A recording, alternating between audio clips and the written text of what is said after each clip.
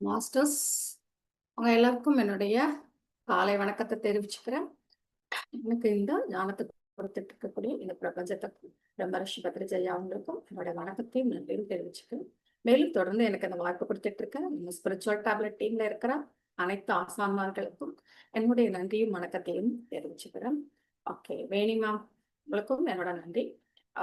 S masters, நம்ம வந்து என்ன புக்கு பார்த்துட்டு இருக்கோம் ஞாபகம் இருக்கும்னு நினைக்கிறேன் எல்லாருக்கும். நியூ கமர் யாராவது இருந்தீங்கன்னா கூட அவங்களுக்கு கூட சொல்லிடுறேன். நம்மளுக்கு வந்து பார்த்துட்டு இருக்கிறது வந்து Rukmini the turning of the time, Deena Mariam மேமோட புக்கு பார்த்துட்டு இருக்கோம். ஸோ அதில் வந்து ஒரு சாப்டர், அந்த ஃபர்ஸ்ட் இன்ட்ரொடக்ஷன்லாம் சொல்லி ஒரு சாப்டர் சொல்லியிருக்கேன். 2 சாப்டர் முடிச்சாச்சு. எஸ், 3rd சாப்டர் வந்து வரும். நம்ம வந்து அதுக்கு முன்னாடி வந்து ஜஸ்ட் ஒரு ரீகால் பண்ணிக்கலாம். என்ன அப்படின்னா, நம்ம தீனாமரியம் மேம் வந்து அவங்களுடைய முன்னாடி உள்ள பிறவிய வந்து இந்த புக்ல வந்து ரீகால் பண்ணி கொடுக்குறாங்க நம்மளுக்கு. அதாவது ருக்மிமாவோட அவங்களுடைய டிராவலை பத்தி நம்மளுக்கு இதுல சொல்றாங்க. ஓகே, ஸோ அந்த மகாபாரத பீரியட்ல என்னென்ன நடந்தது அப்படிங்கிறது அவளுக்கு எடுத்து சொல்றாங்க. இவங்க வந்து எந்த மாதிரி ஒரு ஃபேமிலியில பிறந்திருந்தாங்க. ஒரு நடன கலைஞருடைய ஃபேமிலியில பிறந்திருந்தாங்க. அம்மா தர்ஷனா, அம்மா வந்து செமையா சூப்பரான ஒரு டான்ஸர். அப்பா வந்து அந்த ஒரு குழு, அவங்க நடனத்துல அந்த ஆர்கனைஸ் பண்ணக்கூடிய அந்த ஹெட் மகேந்திரனுக்கு கீழே இருந்து வேலை செய்யறாங்க. இவளுக்கு ஒரு அண்ணா இருந்தான், அபிஷேக். இவதான் இவங்க ஃபேமிலி. ஸோ அவங்க அம்மா சூப்பரா டான்ஸ் பண்ணுவாங்க. இவளுக்கு அவங்க அம்மானா ரொம்ப பிடிக்கும். அப்படியே அம்மாவை ரோல் மாடலா எடுத்துக்கிட்ட பொண்ணு இந்த பொண்ணு, சின்னவ. ஸோ அவங்க கூட ஃபுல்லா டிராவல் பண்றா, அதை ரசிக்கிறா, எல்லாமே பண்றா. சின்ன வயசுல இருந்தே மகேந்திரனை வந்து அவளுமே வெறுக்கிறா. ஏன்னா அவர் கொஞ்சம் ஒரு மோசமான ஒரு கேரக்டர் உடையவர். பார்க்கறதுக்குமே கொஞ்சம் கொடூரமா இருக்கிறாரு. அது பெண்கள்கிட்ட வந்து ஒரு மிஸ்பிஹேவ் பண்ணக்கூடிய ஒரு கேரக்டர், அந்த மாதிரி ஒரு கேரக்டர் அவங்க மகேந்திரன். ஸோ அப்போ வந்து இந்த இதெல்லாம் போயிட்டு இருக்கும்போது சடனா ஒரு நாள் அவங்க அம்மா என்ன செய்யறாங்க, காணாம போயிடுறாங்க. அப்போ வந்து என்ன அப்படின்னா, அவ வந்து இன்னொருத்தரோட சக டான்சரோட போயிட்டாங்க அப்படின்னு கேட்டோன்னே, பொண்ணு ரொம்ப கஷ்டப்படுறா. எவ்வளவுக்கு அவங்க அம்மாவை வந்து லவ் பண்றாளோ அவ்வளவுக்கு அவ்வளவு அவங்க அம்மாவை என்ன செய்யறா, வெறுக்கிறா.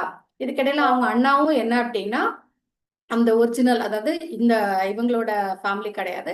அவங்க வந்து ஒரு தத்து பையன். ஓகே, அவர் ஆக்சிடென்ட்ல வந்து அவங்க அம்மா அப்பாவை மிஸ் பண்ணிருக்கனால அந்த பையனை எடுத்துட்டு வந்து வளர்த்துருப்பாங்க. அவனும் திருப்பி அவங்க அம்மா அப்பாவை கண்டுபிடிச்சு அங்க போயிடுறான். ஸோ பொண்ணு தனியா தான் இருக்கிறா. ஸோ இதெல்லாம் நம்ம பார்த்தோம். இதுக்கிடையில இவங்களோட லைஃப் போயிட்டே இருக்கு. அப்போ வந்து மகேந்திரன் வந்து இவளை வந்து இவங்க ஃபேமிலியில வந்து கம்பல் பண்ணி அவளை வந்து கல்யாணம் பண்ணணும் அப்படின்னு சொல்லி ரொம்ப வற்புறுத்தி கேட்கிறான். அவங்க அப்பாவுமே என்ன பண்றாரு, பயந்து போய் சரின்னு சொல்லிவிடுறாரு. ஸோ ட்ரை பண்ணியிருந்திருக்கலாம் கொஞ்சம். பொண்ணு சின்ன பிள்ளை அவர் இருந்தாலும் வயசானவர், சரின்னு சொல்லிடுறாரு. ஆனா கண்டிஷன்ஸ் போடுறாரு. என் பொண்ணை வந்து அவங்க அம்மா மாதிரி ஒரு ஃபேமஸ் டான்சர் ஆக்கி ருக்மிணிமா அவட அந்த அரண்மனையில ஆட ஆட வச்சதுக்கு அப்புறம் தான் உனக்கு கல்யாணம் பண்ணி தருவேன் அப்படின்னு சொல்லிட்டேன். அது வரைக்கும் நீ வெயிட் பண்ணணும் அப்படின்னு அவரும் சரின்னு சொல்லிடுறாரு. ஸோ இதுக்கிடையில காலங்கள் உருண்டோடி போயிட்டே இருக்கு. அப்ப என்ன அப்படின்னா, இடையில வந்து உத்தோ அப்படிங்கிற ஒரு பையனை வந்து இவ மீட் பண்றா. 2 பேரும் அவங்க செகண்ட் டான்சர் தான் அவனுமே. நல்லா டான்ஸ் பண்ணக்கூடியவன். ரொம்ப ஒரு ஜோவியலா பேசி, அந்த மாதிரி காமெடி பேசி எல்லாத்தையும் சிரிக்க வைக்கக்கூடியவன். நல்லா வசீகரமானவன். ஸோ அவனை பார்த்தோன்னே உங்களுக்கு பிடிச்சது. 2 பேருக்கும் ஒருத்தருக்கு ஒருத்தர் பிடிக்குது. ஆனா அந்த இதுல வந்து எல்லாத்துக்குமே தெரியும் இவ வந்து மகேந்திரனுக்காக நிச்சயிக்கப்பட்டவன்னு சொல்லிட்டு. அதனால மத்தவங்க எல்லாம் ஒதுங்கி போகும்போது, ஆனா இவன் வந்து அவளுக்கு வந்து இவள வந்து இது பண்றான். பிடிக்குது அவளுக்கு, அவனுக்கு வந்து. ஸோ அவன் வந்து கொஞ்சம் தைரியமா இருக்கான்னு வச்சுக்கோங்களேன். ஸோ அதனால தான். அப்ப இப்படி போயிட்டு இருக்கும்போது ஒரு வாட்டி என்ன பண்றான், அவங்க வந்து நம்ம இதெல்லாம் பார்த்தோம். லாஸ்ட் இதுல வந்து ஒரு ஒரு யாரோ ஒரு தீர்க்கதரிசி அப்படின்னு சொல்லி ஒரு விமன் வந்து பித்தர்பால் வந்து வந்தாங்க. அவங்க கிட்டயே நம்ம நிறைய கதைகள்லாம் கேட்டோம். அப்படித்தானே? அந்த சாமந்தகமணியை பத்தி கேட்டுட்டோம். அப்புறம் வந்து ருக்மிணி அம்மாவோட கல்யாணம், அப்புறமா பாமாவோட கல்யாணம். ஸோ அந்த இவரோட நம்ம யாரு நம்ம இவரு இந்த இப்போ ம், பேர் மறந்துட்டேனே. வேற சொல்லுங்க பார்க்கலாம்ப்பா. யாருன்னு சொல்லிட்டு. அந்த இதுல வந்தவங்க, ராமாயண கதாபாத்திரத்துல வந்தவங்க. ஜாம்பவான், ரைட். ஜாம்பவானை பத்தி தெரிஞ்சுக்கிட்டோம். ஜாம்பவதியை எப்படி வந்து கிருஷ்ணா கல்யாணம் பண்ணாங்கங்கிறது எல்லாமே லாஸ்ட் இதுல நம்ம தெரிஞ்சுக்கிட்டோம். அந்த யார் மூலமா, அந்த விதர்பால இருந்து வந்து லேடி மூலமா. ஸோ அப்பவும் மறுபடியும் இப்படி காலங்கள் இவங்க வந்து அதுக்கப்புறம் 2 பேருமே இன்னும் நல்லாவே நெருங்கி பழக ஆரம்பிச்சிட்டாங்க. உத்தாவும் இந்த நம்ம மாலினியும். ஓகே, ஸோ இவங்க 2 பேரும் பேசிட்டு இருக்காங்க. அதை முடிச்சுட்டு வெளியில வந்தாங்க. அதோட நம்ம லாஸ்ட் எபிசோட நம்ம முடிச்சோம். ஓகே, இப்ப என்ன அப்படின்னா, இவங்க 2 பேரும் வந்து அவன் சொல்லுவான், நம்ம நைட்டு வந்து நம்ம ஒருத்தருக்கு ஒருத்தர் பார்த்துக்கலாம். எப்போ வந்து அவ வந்து அந்த இவங்கலாம் ஃப்ரீயா இருக்காங்களே, அவங்க வந்து அ நம்ம வந்து யாரும் இல்லாத நேரத்துல நம்ம வந்து நைட் மீட் பண்ணிக்கலாம் அப்படின்னு சொல்லியிருப்பான். ஸோ தொடர்ந்து இவங்க நைட் மீட் பண்ணிக்கிறாங்க. எங்க மீட் பண்றாங்க அப்படின்னா, அந்த நம்மளுடைய அந்த ஒட்டஸ் அ கடல் ஓகே கடற்கரை ஒட்டி அந்த கடல்ல பக்கத்துல அந்த கடற்கரை ஒட்டி தான் இந்த இதுவே இருக்குது. ஸோ அங்க கடல் அந்த இதுல வந்து நைட் வந்து என்ன செய்றாங்க, மீட் பண்றாங்க. நெறைய பேசிக்கிறாங்க. நெறைய வந்து அவங்க ஒருத்தருக்கு ஒருத்தர் டைம் வந்து என்ன செஞ்சுக்கிறாங்க, ஸ்பெண்ட் பண்ணிக்கிறாங்க. இதுக்கிடையில 2 பேருமே ஃபேமஸ் டான்சர்ஸ். ஸோ நல்லா அழகா டான்ஸ் பண்ணுவாங்க. 2 பேரும் டான்ஸ் கூட பண்ணிக்கிறாங்க. ஸோ அந்த மாதிரி லைஃப் வந்து போயிட்டுருக்கு. அப்ப என்ன அப்டின்னா, இவ சொல்றா அந்த டைம்ல சொல்றா, "நம்ம கல்யாணம் பண்ணிக்கணும் உத்தவ்" அப்படின்னு சொல்றா. அப்போ வந்து அவன் சரி ஓகே நான் அதுக்கான ஏற்பாடு நான் பண்றேன் அப்படின்னு சொல்றான். ஸோ அப்போ வந்து ஆனா என்ன பண்றாங்க, இவங்க உள்ளுக்குள்ள தான் இவங்க ஒருத்தருக்கு ஒருத்தர் தெரியாம வந்து ஒரு மீட் பண்ணிக்கிறாங்களே தவிர, பட் அந்த ஒரு ஸ்டேஜ்ல இருக்கும்போதோ, அந்த ப்ரோகிராம்ஸ்ல இருக்கும்போதோ 2 பேரும் ஒருத்தருக்கு ஒருத்தர் தெரியாத மாரியே என்ன செஞ்சுக்கிறாங்க, அவங்க அந்த மாரியே ஆக்ட் குடுத்துக்கிறாங்க. ஏன்னா மகேந்திரனுக்கு தெரிஞ்சா, கண்டிப்பா அவன் வந்து கொன்றுவான் அப்படின்னு தெரியும் இவங்க 2 பேருக்குமே. அதனால இந்த மாரி பழகிக்கிறாங்க. ஸோ அது மாரி போயிட்டே இருக்கும்போது என்ன ஆகுது அப்படின்னா, ஒரு நாள் வந்து இவன் வரான். நம்ம வந்து இவகிட்ட சொல்றான். மறுபடியும் வந்து ஒரு 2 ஆர் 3 இயர்ஸ் போகுதுன்னு வச்சுக்கோங்களேன். அதுக்கப்புறம் வந்து இவன் வந்து சொல்றான், இந்த மாரி அந்த பாட்டி வந்து திரும்பியும் வந்திருக்கிறாங்க. அங்கருந்து விதர்பால வந்த பாட்டி. நம்ம அவங்கள மீட் பண்ணணும் அப்படின்னு இவன் சொல்லுவான். இவளுக்கு வந்து விருப்பம் இருக்காது. சேம் தான். நம்ம வந்து ஒருத்தங்கள எவ்வளோ லவ் பண்ணாங்களோ, அந்த அளவுக்கு அவங்க அம்மாவ இப்ப வெறுக்கிறா.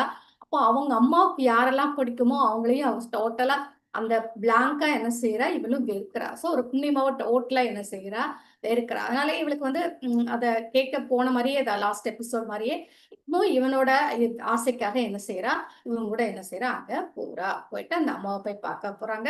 அந்த அம்மா வந்து கொஞ்சம் கொஞ்சம் ஏஜ்டா தெரியிறாங்க. அதாவது என்னன்னா, கொஞ்சம் எப்படி சொல்றது, கொஞ்சம் இன்னும் கூன் போட ஆரம்பிச்சுட்டு இருக்காங்க. இன்னும் நடக்கிறதுல கொஞ்சம் தள்ளாட்டம் தெரியுது. ஸோ அந்த மாரி ஒரு இது இருக்காங்க. இவங்க போனோனே போயிட்டு வணங்கிட்டு வந்து பேசிட்டு இருக்கும்போது, அவங்க வந்து சொல்றாங்க, "சரி இப்பவும் கதை கேட்க தானே வந்திருக்கீங்க?" அப்படின்னோனே, "ஆமா" அப்படின்னு சொன்னோனே, "நான் வந்து என்னோட ஸ்டார்ட்டிங் நான் வந்து ஃபர்ஸ்ட்டு ருக்மிணிமாவ எப்ப மீட் பண்ணேன் அப்படிங்கிறத நான் உங்களுக்கு சொல்லட்டுமா?" அப்படின்னு அந்த பாட்டி சொல்றாங்க. வந்தோனே ஓகே அப்படின்னோனே, ருக்மிணியோட இவளுக்கு ஒரு மாரி முகம்லாம் போகுது. ஆனாலும் சரி ஓகேன்னு சொல்லிட்டு உட்கார்றா. அப்ப அங்க போறாங்க. ஃபிளாஷ்பேக் போறோம் நம்ம இப்போ. எங்கன்னா அவர் சொல்றாரு, இந்த அம்மா நான் வந்து இப்ப பார்க்கல ருக்மிணிமாவ. நான் வந்து ஒரு நீண்ட காலத்துக்கு முன்னாடியே எப்ப பார்த்தாங்க, சீதாம்மா பீரியட்ல சீதாம்மாவை மீட் பண்ணவங்க அந்த லேடி. அப்போ வந்து சொல்றாங்க. இது வந்து எல்லாருமே நீங்க கேட்டிருப்பீங்க. அன்டோல்ட் ஸ்டோரி ஆஃப் சீதா அந்த புக்ல அதுதான். என்னன்னா ஃபர்ஸ்ட் வந்து இந்த பொண்ணுக்கு கல்யாணம் நிச்சயமா இருக்கும். ஸோ கல்யாணம் நிச்சயமான உடனே அவங்க வந்து சீதாம்மாவுக்கு வந்து பார்க்கறதுக்காக வந்து அந்த பொண்ணும், பொண்ணோட அம்மாவும் என்ன செய்வாங்க, வருவாங்க. அப்போ வந்து சீதாம்மா வந்து என்ன அப்டின்னா, அவங்க 2 பசங்களையும் வச்சுக்கிட்டு ஆசிரமத்துல வாழ்ந்த காலகட்டம் அது. ஓகேயா? பசங்கள வளர்க்கறதுக்காக ஒரு காட்டுல ஆசிரமத்துல இருப்பாங்கல்ல, அந்த காலகட்டம். அப்ப இந்த பொண்ணு வந்து என்ன செய்றா, பொண்ணும் அவங்க அம்மாவும் சீதாம்மாவட்ட ஆசீர்வாதம் வாங்கணும்னு சொல்லிட்டு வராங்க. வர்ற வழியில என்ன ஆகுது அப்டின்னா, அவங்க அப்பாவோட எனிமீஸால தாக்கப்படுறாங்க 2 பேருமே. தாக்கப்பட்டு 2 பேரும் ரொம்ப வந்து இது பண்ணப்படுறாங்க. ஸோ அதுலயும் இந்த பொண்ண வந்து ரொம்ப வந்து அந்த இடத்துல அபியூஸ் கூட நடக்குது. ரொம்ப வந்து கஷ்டப்படுத்துறாங்க. அந்த பொண்ண வந்து கஷ்டப்படுறா அந்த இடத்துல. ஸோ அப்போ ரொம்ப உயிருக்கே போராடுற அளவுக்கு அவங்க வந்துடுறா. அப்ப அவங்க 2 பேரையும் இவங்க தான் சீதாம்மா தான் எடுத்துட்டு போயி அவங்களுக்கான ட்ரீட்மெண்ட்லாம் பண்றாங்க.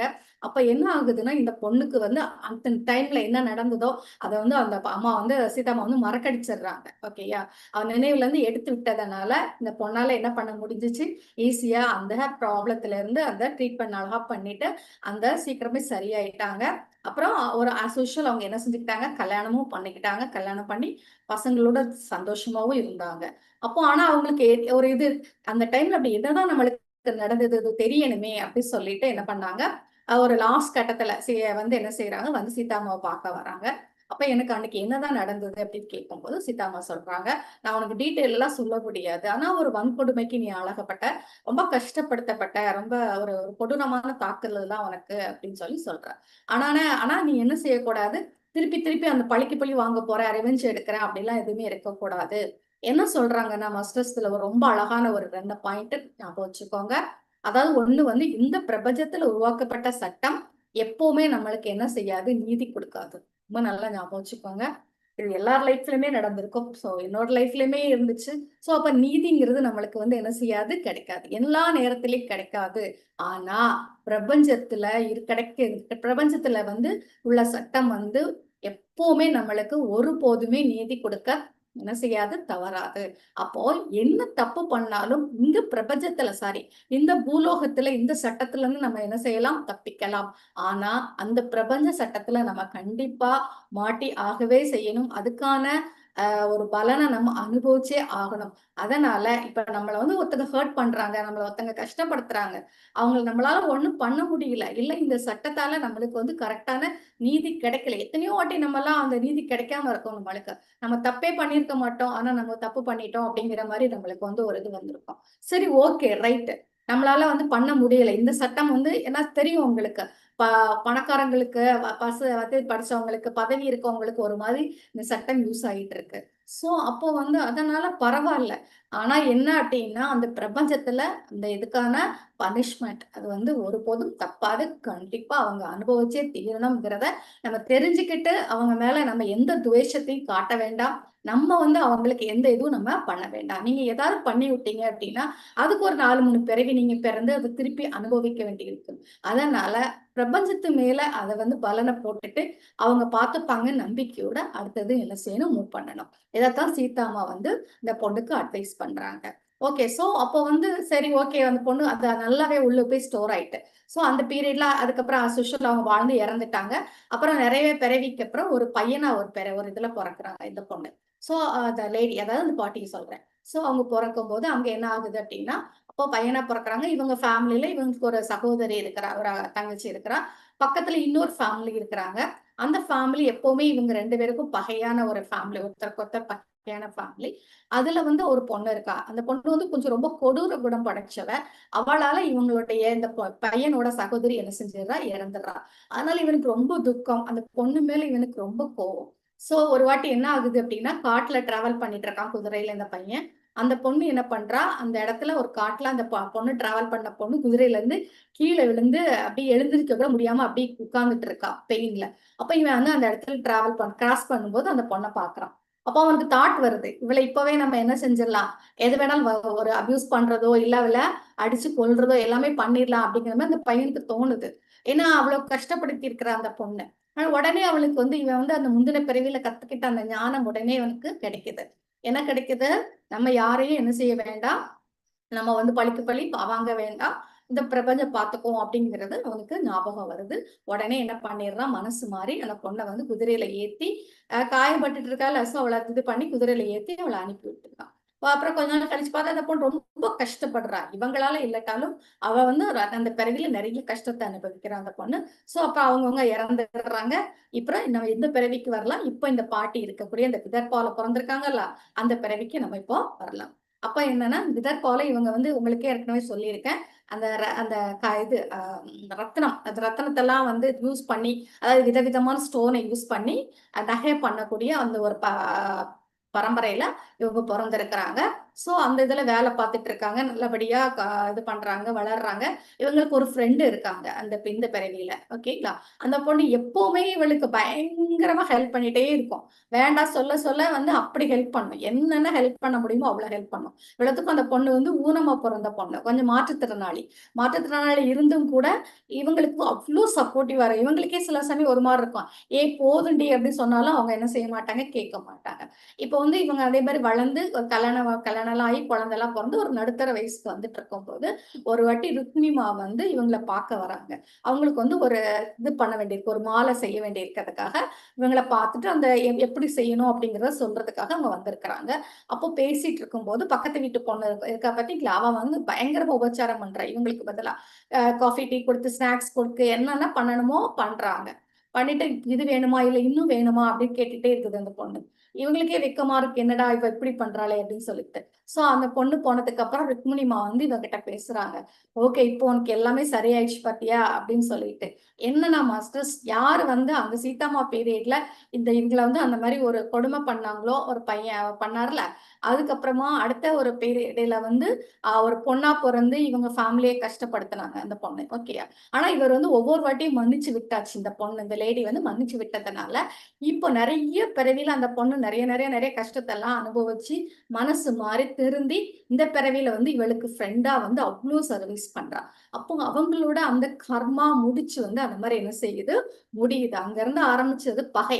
இவங்க வந்து பகையை பாராட்டி இருந்தாங்கன்னா, நிறைய விஷயத்த வந்து ஆப்போசிட்டா பண்ணி அந்த பையனுக்கு ஏதோ கஷ்டத்தை கொடுத்திருந்தாங்க, இல்ல ஏதோ பண்ணியிருந்தாங்கன்னா, அந்த கர்மா வந்து திருப்பி திருப்பி திருப்பி வந்து மறுபடி பிறந்துட்டு இருப்பாங்க. ஆனா இவ மறுபடியும் பொறந்தாலும் என்ன ஆகுது அப்படின்னா பாருங்க, அந்த பொண்ணோட இது இவங்க மன்னிச்சதுனால அந்த பொண்ணு வந்து என்ன பண்றா, அந்த பையன் அதுக்கு முன்னாடி பிறவில சீத்தம்மா பீரியட்ல பிறந்த அந்த அந்த பையன் வந்து இப்போ வந்து நிறைய விஷயத்துல இதுல பொண்ணா பிறந்து நிறைய கஷ்டத்தை அனுபவிச்சு, இவன் இந்த பிறவில கூட அந்த பொண்ணு எப்படி இருக்கிறா, ஒரு மாற்றுத்திறனாளியா தான் என்ன செஞ்சிருக்கிறா, பிறந்திருக்கா. ஒரு சேலஞ்சிங் லைஃப்ல தான் வந்து சேலஞ்ச் லைஃப்ல தான் வாழ்றா. ஓகே தானே? சோ இந்த மாதிரி நிறைய கஷ்டத்தை அனுபவிச்சு அந்த பொண்ணு மனம் மாறி லாஸ்ட்ல பாருங்க, இவங்களுக்கே வந்து அவ்வளோ சர்வீஸ் பண்ணக்கூடிய ஓடி ஓடி ஓடி வந்து சர்வீஸ் பண்றா. ரைட்டா?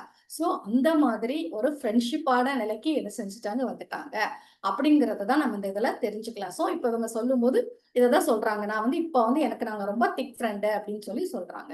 அப்போ வந்து இந்த பொண்ணுக்கு வந்து நம்ம மாலினிக்கு வந்து ஒரே கோவம்.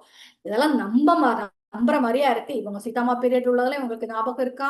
இவங்க வந்து இவ்ளோ தப்பு பண்ணவங்கள, அவங்கள வந்து இது பண்ணவங்கள போய் கொடுமை பண்ணவங்கள போய் இவங்க மன்னிச்சுட்டாங்களா? இப்பவும் ஃப்ரெண்ட்ஸா ஏத்துக்கிட்டு இருக்காங்களா ஃப்ரெண்டா அப்படின்னு சொல்லிட்டு இவளுக்கு அதெல்லாம் ஒத்துக்கவே முடியல.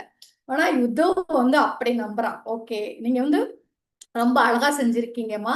அதாவது யாரையும் நம்ம என்ன செய்யக்கூடாது, நம்மளோட ஃப்ரெண்டு, இல்ல நம்மளோட எனிமி அப்படிங்கிற மாரி நம்ம எதையுமே என்ன செய்ய முடியாது, ஜட்ஜ் பண்ணக்கூடாது. அப்படிங்கிறத நான் இதுல வந்து நான் தெரிஞ்சுக்கிட்டேன். ஏன்னா ஒரு காலத்துல அவங்கள கஷ்டப்படுத்தினவன், இந்த காலத்துல எப்படி வந்துட்டு இருக்காப்ல, ஃப்ரெண்டா வந்து அவ்ளோ சப்போர்ட் பண்றாப்ல.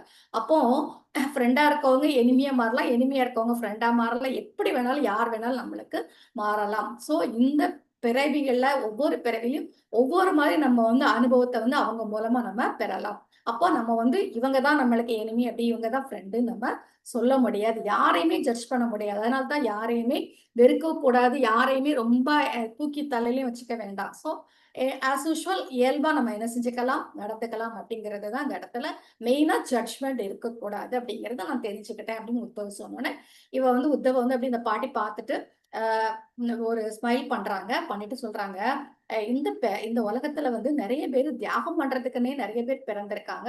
அதுல நீயும் ஒருத்தன். நீ வந்து இந்த தியாகத்துக்கான பிரதிபலன், அதுக்கான ஒரு இது உனக்கு நல்லாவே கிடைக்கும். அதுக்கான ஒரு பிரதிபலன் உனக்கு கிடைக்கும். நீ ரொம்ப நல்லா இருப்படா அப்படின்னு சொல்லிட்டு வாழ்த்துறாங்க. யார? உத்தவ. சரி, இவனும் சரி ஹாப்பி அப்படின்னு சொல்லிட்டு வெளில வரான். அப்ப அந்த பொண்ணு இருக்கால நம்ம மாலினி, அவளுக்கு வந்து ஒரு இது.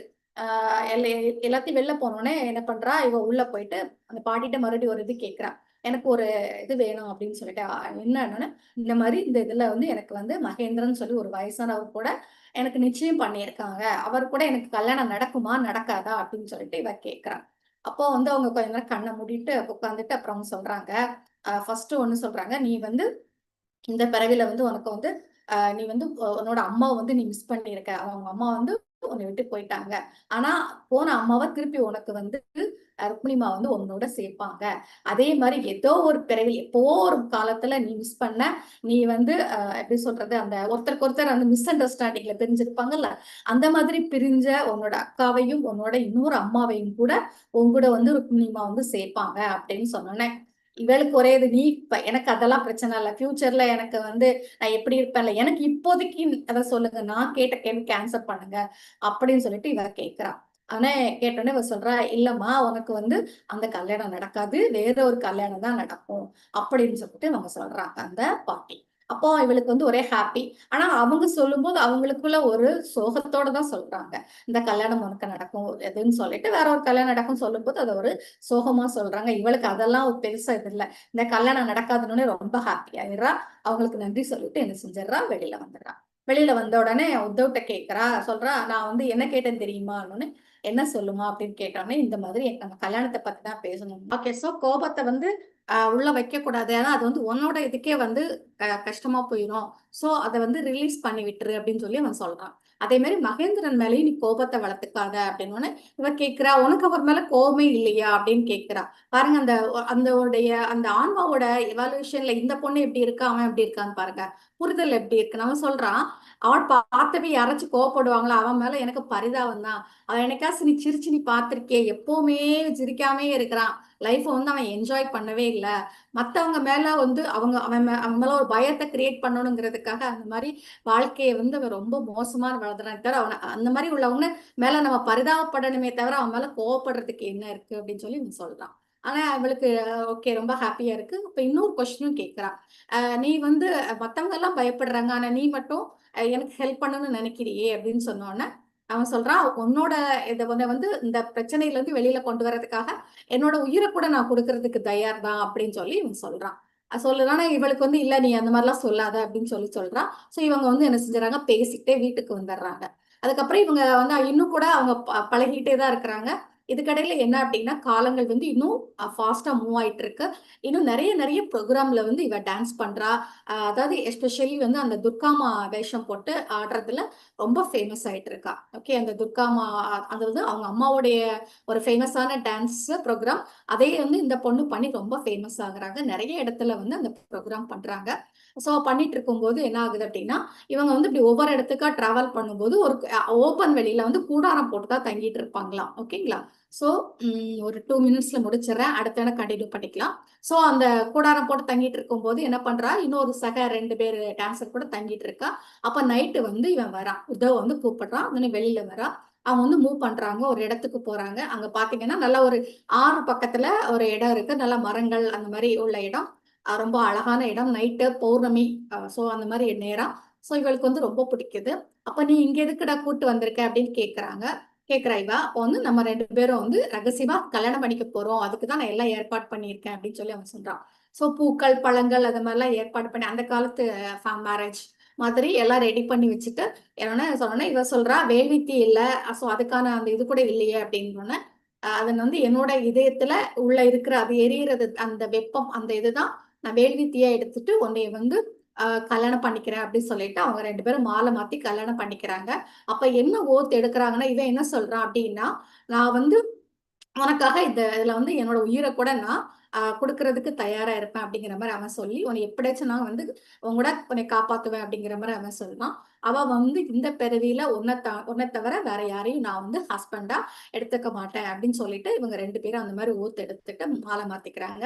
யார சாட்சியா எடுத்துக்கிறாங்கன்னா கிருஷ்ணாவையும் ருக்மிணி மாமாவும் என்ன செஞ்சுக்கிறாங்க, சாட்சியா இது பண்ணிட்டு அவங்க மேரேஜ் பண்ணிக்கிறாங்க. சோ அந்த மேரேஜ் முடிஞ்சதுக்கு அப்புறமா நிறைய அவங்க வந்து லைஃப் வந்து அவங்க வாழவும் ஆரம்பிச்சிடுறாங்க. ஹஸ்பண்ட் அண்ட் ஒய்ஃபா வாழவும் ஆரம்பிச்சிட்டு இருக்காங்க. ஸோ இந்த மாதிரி லைஃப் வந்து போயிட்டே இருக்கும்போது என்ன ஆகுது அப்படின்னா, ஒரு சர்டைன் பீரியட்ல வந்து என்னன்னா அந்த பொண்ணுக்கு வந்து அரண்மனையில வந்து டான்ஸ் பண்றதுக்கு வாய்ப்பு கிடைச்சிச்சு. அவங்க வந்து அதுதான் ரொம்ப அவங்க டார்கெட்டா வச்சிருக்காங்க. முதல்ல இருந்தே அந்த ருக்மிணிமாவுக்கு முன்னாடி ஆடணும் அப்படின்னு சொல்லிட்டு தான். ஸோ அப்போ அந்த வாய்ப்பு கிடைச்சோன்னே இவங்க அப்பா வந்து சொல்றாங்க, இந்த மாதிரி அரண்மனையில டான்ஸ் பண்றதுக்கு உனக்கு வாய்ப்பு கிடைச்சிருச்சு. அதனால சீக்கிரமே நீ வந்து மகேந்திரனை கல்யாணம் பண்ண வேண்டியிருக்கும் அப்படின்னு சொல்லி சொல்லுவாரு. ஆனா அப்பா சொல்லுவா, அப்பா நீங்க என்ன சொன்னீங்க, அந்த டைம்ல மகேந்திரன் சின்ன வயசுல இப்ப ஒரு வாக்கு கொடுத்தாச்சு, ஆனா நம்ம வந்து முடிஞ்ச வேற ஏதாவது பாத்துக்கலாம் சொன்னீங்களேன்னு. இல்லம்மா என்னால அதெல்லாம் ஒண்ணும் பண்ண முடியல, நீ இப்ப ஹாப்பியா தானே இருக்கிற, அவரே கல்யாணம் பண்ணிக்கோ அப்படின்னு சொல்றா. ஆனா இவர் நினைச்சுக்கிறா, இவர் சொல்றதுக்காக எல்லாம் நான் கல்யாணம் பண்ண முடியுமா, ஏற்கனவே அவ கல்யாணமும் பண்ணிட்டா. சோ அப்போ வந்து இதுக்கடையில என்ன ஆகுதுன்னா, இவ வந்து இப்ப பிரெக்னெண்டா இருக்கிறதையும் அவ ஃபீல் பண்றா. 3 மந்த்ஸ் அவ வந்து பிரெக்னெண்டா இருக்கிறா. சோ அப்ப எப்படியாவது இது உத்தவ்ட்ட சொல்லணும் அப்படின்னு சொல்லிட்டு அதை உத்தவ்ட்ட சொன்னோன்னே அவன் ரொம்ப சந்தோஷப்படுறான். அப்ப வந்து பேரே வைக்கிறான். பிறக்கிற குழந்தை பையனா இருந்தா இஷான் அப்படின்னு சொல்லிட்டு பேர் வைக்கணும் அப்படின்னு சொல்லிட்டு ஹாப்பியா சந்தோஷமா 2 பேரும் பேசிட்டு இருந்துட்டு வெளில வந்துடுறாங்க. அதுக்கப்புறம் ஒரு நாள் வந்து எப்படியாச்சும் இந்த டான்ஸ்க்கு முன்னாடி, ஏன்னா இவளுக்கு வந்து பிரெக்னெண்டா இருக்கிறதுனால மத்தவங்களுக்கு தெரியறதுக்கு முன்னாடி இவங்க வந்து வெளியில போகணும் அப்படின்னு சொல்லிட்டு பிளான் பண்றாங்க. இப்ப இவங்க இருக்கிறது வந்து துவாரகா. அப்ப வந்து இன்னொரு பிளேஸ்க்கு போகணும். மதுராவில வந்து அவனுக்கு வந்து ரிலேட்டிவ்ஸ் இருக்காங்க. நான் அங்க உன்னை கூட்டிட்டு போயிடுறேன். நைட்டு நீ வந்துரு அப்படின்னு சொல்லி இவன் சொல்றான். ஒரு டேட் எல்லாம் ஃபிக்ஸ் பண்ணிட்டு இவங்க வந்து பிளான் பண்ணி நைட்டு வந்து கிளம்புறாப்பா. நைட்டு வெளியில கிளம்பி அதே மாதிரி கொஞ்சம் அவளுக்கு தேவையான பொருட்கள் எடுத்துட்டு நைட்டு கிளம்புறா. கிளம்பி இருட்டுக்குள்ள வர்றா. அவங்க யாருமே இல்ல. சோ ஒரு ஸ்டேஜுக்கு வந்து நடந்து வந்துட்டு இருக்கோம் பாக்குறா, உத்தவ் வந்து வெயிட் பண்ணிட்டு இருக்கான் 2 குதிரையில. சோ அப்போ வந்து அவங்க பார்த்தோன்னே இவளுக்கு ஒரு ஹாப்பி ஆயிருது. உத்தவ நம்ம கிளம்பலாமா அப்படின்னு சொன்னோடனே சரின்னு சொல்லி கிளம்பலாம்னு சொல்லிட்டு பாக்குறதுக்குள்ள பார்த்தா பின்னாடி 2 பேர் வந்து ஓடி வராங்க. ஃபுல் அண்ட் ஃபுல் கருப்பு ட்ரெஸ். அதாவது ஃபுல் அண்ட் ஃபுல் கருப்பு போட்டு கண்ணு மட்டும் தான் தெரியிற மாதிரி ஒரு 2 உருவம் வந்து என்ன செய்யுது வேகமா இவங்கள துரத்துறாங்க. துரத்தும் போது ஃபர்ஸ்ட் உத்தவ் என்ன சொல்றான், நீ முன்னாடி போ நான் பின்னாடி வரேன் அப்படின்னு சொல்லிட்டு இவளை முன்னாடி தள்ளி விட்டுட்டு வரான். பார்த்தா இவ அப்படி பின்னாடி திரும்பி பாக்குறான். அவன் கழுத்தை அப்படியே ஒரு பெரிய அருவாளை வச்சு ஒரு வெட்டு வெட்டிடுறாங்க. அவன் கழுத்து அந்த தலை வந்து கீழே விருண்டு விழுது. இவ அவங்க முன்னாடி நின்று பார்க்கறா. பின்னாடி திரும்பி பார்க்கும்போது அவளுக்கு அவ்வளோ ஒரு அதை சொல்றான் 1000 இதுல இருந்து வந்த மாதிரி ஒரு இதயத்துல தாக்குதல் நடத்தினா எப்படி இருக்கும். ஸோ அந்த மாதிரி அவ்வளோ பெயின் அவளுக்கு. அந்த அவனோட அந்த தலை கீழே விருண்டு விழுந்ததை பார்த்த உடனே சரி ஓகே அப்படின்னு சொல்லிட்டு நிக்கிறா. அப்ப திடீர்னு வந்து ஒரு காத்து தள்ளுற மாதிரி அவளுக்கு ஏதோ ஒரு ஃபோர்ஸா வருது. சரி அந்த வேகமா ஓடுறா. ஓடிட்டு இருக்கும்போது இவனுக்கு என்ன பண்றாங்க, பின்னாடி ஓடி வரவங்க ஒரு தீப்பந்தத்தை எடுத்து அவன் மேல போட்டுறாங்க. அது வந்து தீ வந்து அவள மேல வந்து பத்திக்க ஆரம்பிக்குது. ட்ரெஸ்ல பத்திக்க ஆரம்பிச்சோடனே அவளால அதுக்கு மேல ஓட முடியல. சோ அந்த தீயோட வெப்பம் பிளஸ் அந்த இருட்டு அது எல்லாத்தையும் சேர்த்து அவளுக்கு வந்து ஒரு மயக்கம் கொடுக்குது. மயங்கி கீழே விழுந்துடுறா மாஸ்டர்ஸ். ஓகே, சோ இந்த சாப்டர் நம்மளுக்கு முடியுது. அடுத்து அவளோட லைஃப் எப்படி அமைஞ்சது, எப்படி போச்சு அப்படிங்கிறத நம்ம அடுத்த எபிசோட்ல பார்க்கலாம். Yes, thank you. இடையில ஒரு 3 டிஸ்டர்பன்ஸ். Thank you very much.